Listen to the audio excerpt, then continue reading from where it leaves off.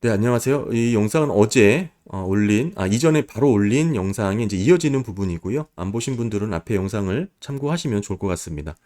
그래서 어제 영상을 이제 잠시 말씀을 드리면, 연준이 기준금리를 제로로 0%대로 낮추더라도 시장금리가 따라와 주지 않았을 때 연준이 어떤 생각을 갖고 정책을 수행할까에 대한 내용이고요. 직접 시장에서 국채를 매입하는 양적 완화라는 극강의 처방을 내리더라도 시장 금리는 2%대를 조금 하회하는 수준에서 여기죠. 이렇게 머물렀습니다. 생각만큼 1%까지 떨어지지 않았다는 뜻이죠. 거의 1.5%포인트 이상의 간극이 나타나고 있는 이 시장 금리에 대한 연준의 생각을 이제 좀 말씀드리려고 하는 거고요. 결국에는 이 장기채는 연준이 직접적으로 컨트롤을 할 수 없다라는 것이죠. 그럼에도 불구하고 실질적으로 컨트롤을 하고 싶어 하는 수익률입니다.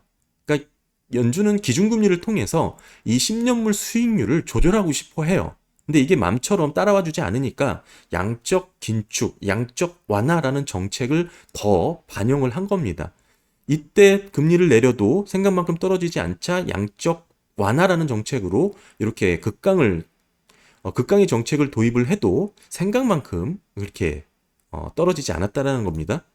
이 얘기를 지금 상황과 조금 맞물려서 설명을 드리면 지금도 비슷하죠. 인플레이션을 잡고자 기준금리를 올렸습니다. 그러니까 단기금리는 올랐겠죠.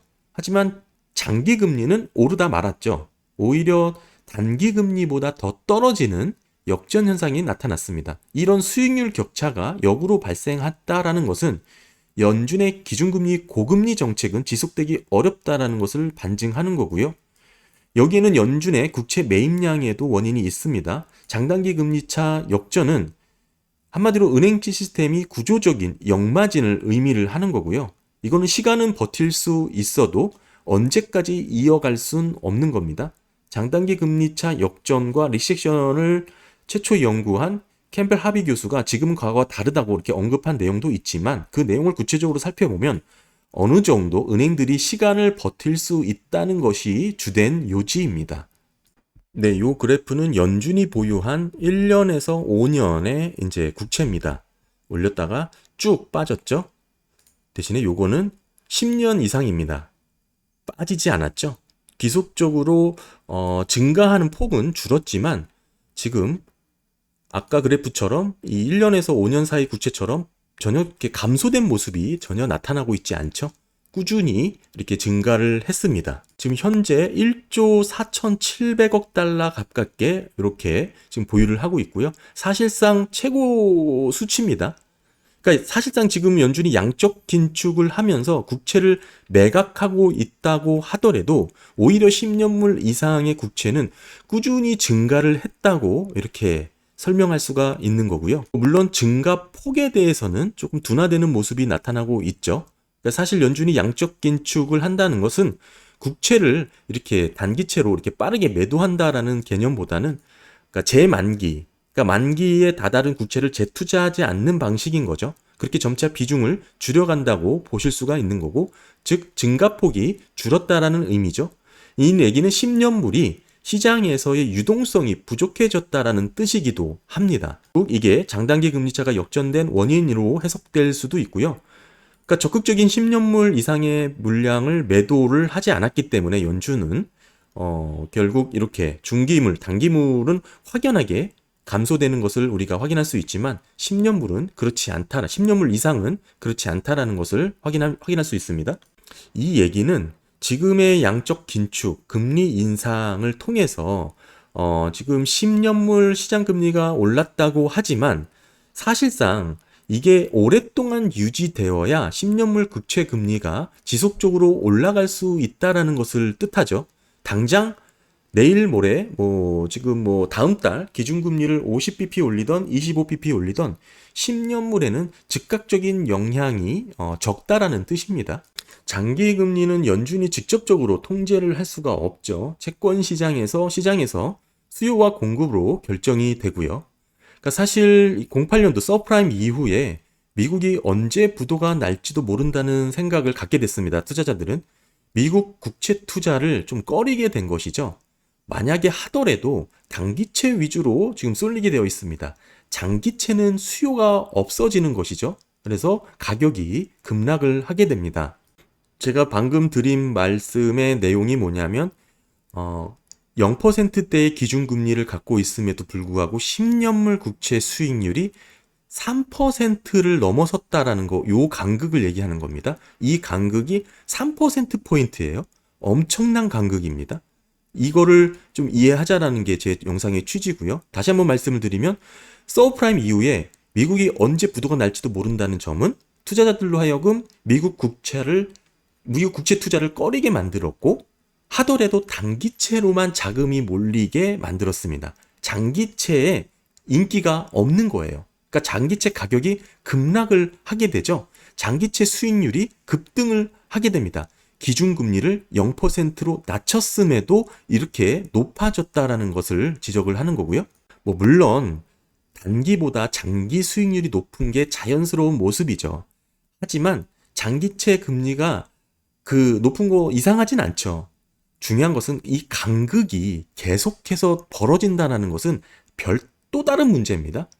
0%인데 10년물이 3%다라는 것은 지금 이건 정상적인 스프레드라고 해석할 수가 있지 않은 그런 또 다른 차원의 문제라는 뜻입니다. 연준의 목표는 장기 금리를 컨트롤하고 싶은 거예요. 연준은 단기 금리, 기준 금리를 수단으로 해서 장기 금리를 조절하고 싶어요. 연준은 장기 금리를 지금 낮추고 싶었던 겁니다. 이때는. 근데 하지만 시장에서는 장기채의 매력도가 높아지길 원했던 거죠. 이때의 표현을 달리 해보면 장기 금리를 낮추고 싶다. 다른 말로 표현을 해보면 시장에서 장기채에 대한 투자 매력도를 높이고 싶다. 이런 뜻입니다. 사실 이 부분은 인플레이션과도 연결할 수가 있어요. 10년 기대 인플레이션이 낮아져야 10년물 채권 수익률도 낮아지기 때문이죠. 0%이던 기준금리 국면에서 10년물 채권 수익률이 높게 형성된다는 것이 이제 연준이 고민인 것입니다. 기준금리 정책을 0%로 유지를 해도 10년물 채권 수익률이 조절하기 힘들다라는 판단이 세워지면 이 더 이상 높아지는 10년물 채권 수익률을 그대로 방치해 둘 수는 없겠죠. 이게 제가 보기에는 기준금리를 인상하게 되는 요인 중에 하나였지 않을까 저는 생각을 합니다. 더 이상 이 간극이 더 벌어지는 것을 연준이 용인할 수 없었다라고 생각을 하기도 하고요. 다시 말씀을 드리면 높아지는 10년물 채권 수익률을 그대로 볼 수는 없었습니다. 이 말은 아무도 미국 10년물 이상의 채권의 매력도를 높게 보지 않다는 뜻이고 인기가 없다는 뜻이고 아무도 매수하지 않는다는 것을 뜻합니다. 단기채로만 쏠리는 수급을 이 장기채로 넘기길 원하는 거예요. 연준이 이 양적 완화라는 초강수를 두면서 장기 금리를 끌어내렸음에도 불구하고 장기 채권 가격을 방어를 했음에도 불구하고 그 결과 궁극적으로 나타난 수치가 이 정도라는 것은 사실상 연준이 장기채 금리를 컨트롤하지 못한다는 것을 반증했다라고도 저는 표현을 하고 있는데요. 최근의 움직임을 보면 연준의 금리 인상, 양적 긴축과 함께 단기채 위주로 매각을 했다라는 것을 알 수가 있습니다. 장기채는 보유량이 변함이 없죠. 결국 단기채에 쏠리는 수요를 장기채로 이동시키기 위한 연준의 고민, 정책 중 하나라고 이렇게 해석할 수가 있습니다. 그 방법 중에 하나가 기준금리를 빠르게 끌어올리면서 단기채를 이 매각하는 방식으로 이렇게 나타났죠. 양적 긴축입니다. 양적 긴축이긴 했지만 실질적으로 단기채, 중기채 위주로 매각했다라는 것을 계속 언급을 드렸죠. 그러니까 단기채 수익률이 급등을 하게 되면서 가격은 급락하게 되죠. 이 말은 단기채 수요가 줄었다라는 뜻이고 단기채 물량이 많아졌다라는 뜻입니다. 그러니까 수급으로도 어느 정도 지금의 상황을 이해할 수가 있는 부분이고 그 결과 장단기 금리차 역전 현상이 나타난 것이죠. 단기채로만 쏠린 자금이 이제는 장기채로 옮겨갔다라고도 볼 수가 있는 거고요.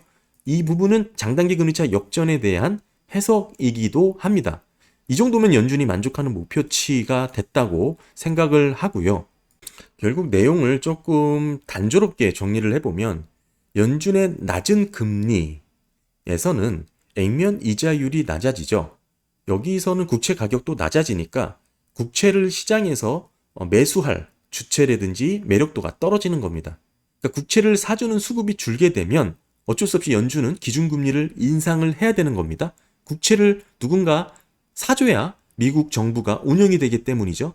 즉, 채권 투자자 입장에서 보면 확정 이자를 받고 원금까지 보장을 받는 방식입니다. 국채 가격의 변동은 사실 큰 문제가 없습니다. 왜냐하면 국채 발행량이 증가하고 기준금리가 높지 않다면 채권 가격이 하락하게 되죠. 채권 투자 매력도는 떨어집니다.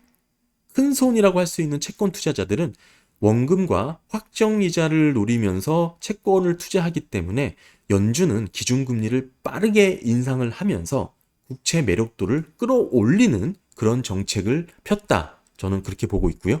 그래야 지속적인 국채 발행이 가능하기 때문이기도 합니다. 기준금리를 끌어올려서 액면 이자율이 상승을 하면 결국 미국 채권 수요는 늘어나게 되어 있죠. 지금 정리를 해보면 과거 사례를 기준으로 기준금리가 지금 상태에서 0%대로 가더라도 양적 완화 없이는 장기채 금리가 2% 이하로 떨어질 가능성은 거의 없습니다. 그러니까 그렇다고 장단기 금리차가 너무 벌어지지 않도록 기준금리를 유지할 가능성이 높기 때문에 아마도 연준은 1%대 수준에서 기준금리를 조절할 가능성이 높고요. 즉 급격하게 유동성이 부족해지지 않는 선에서 이런 정책을 기대해 볼 수 있다는 뜻입니다.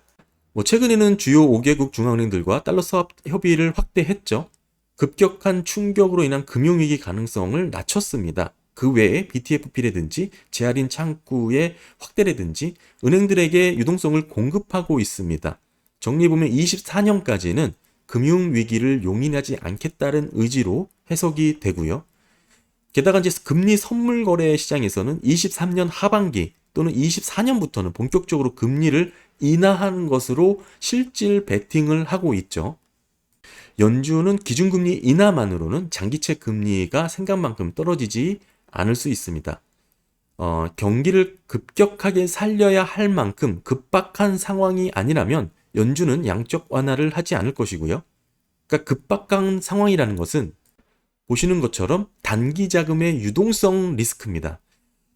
이게 이때 2019년도 무렵에서도 이 금리 인상을 포기할 수밖에 없었던 이유 중에 하나도 이렇게 레포 시장, 단기 자금 시장에서의 발작이 생겼기 때문인데요. 저런 발작, 레포 시장의 발작 이후로 도입된 게 지금 지준율이죠. 지준율 이자율입니다. 초과지급 지준율. 보시게 되면 이 금리 이상으로 더 이상 발작하는 현상은 나타나기 힘들 것이라고 이렇게 지금 컨트롤하고 있는 겁니다. 그러니까 생각보다 다양한 금융위기에 대한 리스크 조치를 연준과 재무부가 잘 대처를 하고 있다라고 좀 보여지고 24년까지는 급격하게 발생하는 금융위기가 없다면 장기채 금리는 2.75에서 3% 수준이 최대 하락 범위 수준이라는 것을 이제 어느 정도 추정해 볼 수가 있겠죠. 제가 예외로 둔 거는 코로나 국면에 이런 급격하게 발생하는 금융위기를 말씀을 드린 거고요. 지금 연준의 대책과 재무부의 이제 리스크 대응을 놓고 보면 코로나처럼 이렇게 알 수 없게 생겨나는 유동성 위기가 아니면 이렇게 급락하는 현상이 나타날 것 같지는 않고 이런 식의 금융위기가 터져야 비로소 양적 완화, 또 은행들의 SLR 규제 완화 등등의 정책들이 나올 수 있을 것 같고요. 그래야 10년물 국채 또한 2% 이하대로 1% 이하대로 떨어질 것으로 이렇게 생각을 합니다. 정리를 해보면 최근까지 이렇게 금리 인상을 하면서 일어났던 단기 자금의 발작, 레포 시장의 발작이라든지 유동성이 부족한 은행들에 긴급하게 대출해주는 프로그램 등을 종합해보면 사실상 코로나 정도의 생각지도 못한 큰 충격의 위험 요인이 없다면 사실상 큰 조정이 없을 것이라고 생각이 들고요. 너무 지금 대응을 잘하고 있다라고 이렇게 좀 보여지고 물론 금융위기라는 것은 우리가 알 수 없는 곳에서 터진다는 것을 놓고 봤을 때는 생각지도 못한 위협이 나올 수도 있는 가능성을 또 배제를 못합니다. 네, 그래서 뭐 지금 이게 00년도 코로나 이전에 10년물 금리와 나스닥의 이제 흐름을 좀 설명을 보면요. 제 생각에는 지금 딱 이 구간의 모습이지 않을까, 지금 현재가 그런 생각을 좀 많이 갖고 있습니다. 이 구간을 보면 나스닥 같은 경우에는 바닥을 찍고 반등을 했죠. 반등을 하는 모습인데 그 전까지는 이렇게 보시면 국채와 나스닥이 같은 흐름으로 이렇게 이어가다가 이때 반등 이후로부터 방향이 바뀌고 이때 이제 지속적으로 나스닥은 상승을 하고 채권은 지속적으로 이렇게 금리가 떨어졌죠. 이후에 이제 이렇게 금융위기라는 뻥 하고 이렇게 터지는 코로나라는 이런 현상이 돌변 상황이 이렇게 발생을 했고요. 뭐 그런 돌변 상황이 없다면 뭐 지속적으로 이거는 나스닥은 계속 상승을 하겠고 또 채권으로 이렇게 반등이 왔다 뭐 이렇게 조정이 되겠죠. 그러니까 지금 딱 보면 지금 현상이 딱 여기 이 정도 국면에 있는 것이다라고 생각이 딱 드는 모습입니다. 그러니까 단기적으로는 중기적으로는 채권 금리는 지속적으로 이렇게 떨어질 것으로 보여지고 나스닥도 반등하는 모습이 이렇게 좀 여기 이 정도 부분이죠. 지지부진하다가 이렇게 좀 상승하는 모습으로 반등하는 모습으로 이렇게 좀 보여질 가능성도 충분히 있다. 뭐 물론 2020년 코로나 당시에는 그때 이제 퉁 터지면서 채권의 흐름대로 결국에는 주식도 이렇게 따라오긴 했지만 지금 이 간극이 조금 더 반등하는 모습으로 주식이 이렇게 당분간은 좀 이어지지 않을까 저는 뭐 그렇게 보고 있습니다. 뭐 물론 뭐 이런 위협적인 리스크가 터지지 않으면 또 뭐 모르겠지만 글쎄요 이제 뭐 여러 가지 뭐 자료들을 놓고 이 위협을 예상할 수가 있는 수준이 아니라는 것을 조금 말씀드리고 싶고 뭐 그동안 채권과 주식시장에 어느 정도 괴리가 좀 엿보였던 경우가 많았죠. 뭐 이런 패턴이지 않을까 생각이 좀 들고요. 그래서 뭐 이런 리스크, 코로나와 같은 돌발 변수가 생길 것이냐, 뭐 그거는 뭐 알 수가 없다고 생각합니다. 그래야 이제 돌발 변수인 거고, 이제 지금 과거에 발생했던 금융 리스크들에 대한 대응은 연준과 재무부가 다 하고 있어요. 이미 충분히 학습이 되어 있고 또 완벽하게 시스템적으로 통제를 하고 있기 때문에 뻔히 알고 있는 금융 위협은 나오지 않을 것이라고 보여지고요. 또 그거는 또 빠르게 대처할 수 있다고 봅니다. 그런데 코로나와 같은 생각지도 못하게 발생하는 유동성 위기는 언제든지 도사리고 있다라는 게 제 생각이고 뭐 없을 수도 있겠죠. 뭐 그러면은 뭐 이런 붕괴 없이 꾸준히 또 나스닥이 상승하는 그런 모습이 또 이어질 수도 있을 거라고 생각합니다. 하지만 종합적으로 보면 지금의 채권 시장과 주식 시장의 흐름이 딱 코로나 이전의 모습과 상당히 유사하다라는 것을 조금 뭐 말씀을 드리면서 영상을 마무리하도록 하겠습니다. 감사합니다.